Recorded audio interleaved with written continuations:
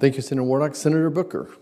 The grace and generosity of our chairman and our ranking member for letting a guy that is not on this subcommittee come in. But what a lot of folks in this room don't know is that New Jersey is a forest state. Yes, I'm glad you all know that. 40% of my state is covered by forests. And last year, we had some horrible, horrible forest fires. So I know a lot of attention is to the west of Jersey, but allow my Bon Jovi and Bruce Springsteen Jersey pride to come out here and come before you all right now. What my friend and brother Warnock were talking about, these catastrophic wildfires are being caused by climate change.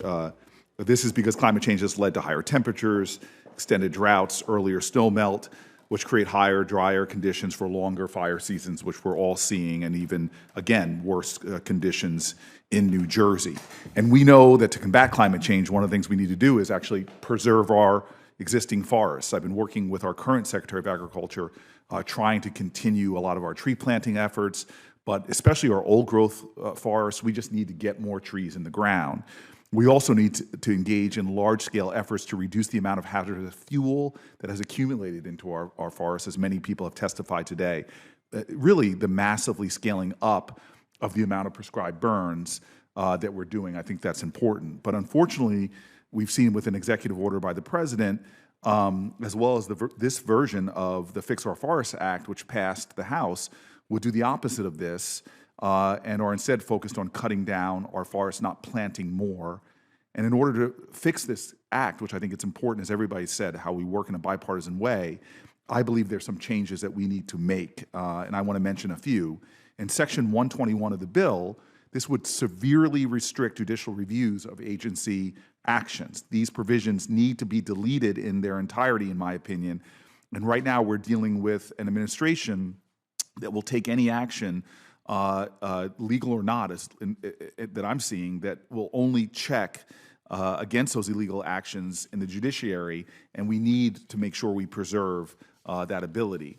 And so the second area that I wanted to point out in this hearing was Section 121, which shortened the statute of limitations from 6 years to 120 days.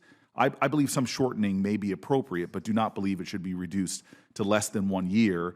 We should not limit who has standing to bring these challenges. And finally, in Section 106 of the bill, this would shift when environmental reviews happen from prior to agency actions to after those actions have already happened, essentially making the reviews meaningless. This bill is already watering down the NEPA and ESA reviews that will happen, but it's critical that those reviews continue to happen prior to projects commencing. A final concern with the bill that I'll mention and really lead into a question is the proposed increase in categorical exclusions up to 10,000 acres. And so, Mr. Houck, if you don't mind, because you have the best haircut of everybody up there, can you please talk about what the impact would be on both the environmental reviews and community participation if categorical exclusions were increased from 3,000 acres all the way up to 10,000 acres? Yes, Senator, thank you for the question. My experience in Gunnison County, and I think it would probably be applicable to maybe the Pine Barrens as much as the Rocky Mountain West, but the idea that having the communities that are closest to this involved in that process are important, and my concern with the watering down or the lowering of or increasing the threshold for these categorical exclusions would be that it doesn't allow the more robust issues to be discussed in a way where there's upfront input from local government, from industry, and also from other folks in the communities that are invested, and then on the back end, what they're going to do is litigate in order to slow things down. And so sometimes the idea of going slow to go fast is there. I agree that there's opportunities for reform. I think that this bill has the seeds of that. And when I look at the Wildfire Commission report, it seems to be that would be kind of a good North Star to find some direction about how to mold and shape some of the... So answer me this, and if you answer it as well as that first question, I'm going to do a sense of the Senate resolution that you can become an honorary New Jerseyan.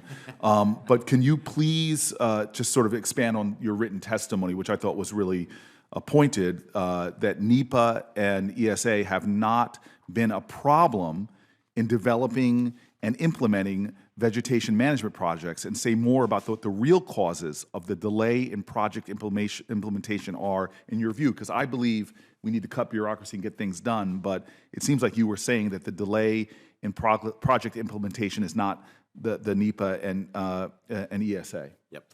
What I've experienced in Gunnison County and in Western Colorado is often it's the contracting, the time it takes the contracting and getting the resources on the ground after the environmental analysis has been done. That has been more of an impediment to getting good work done on the ground in my neck of the woods than the actual NEPA process. Free tolls on the Jersey Turnpike. Thank you very much, sir. Is that for everybody, Senator? No, sir. Okay. No, sir. Bennett must pay. There you go.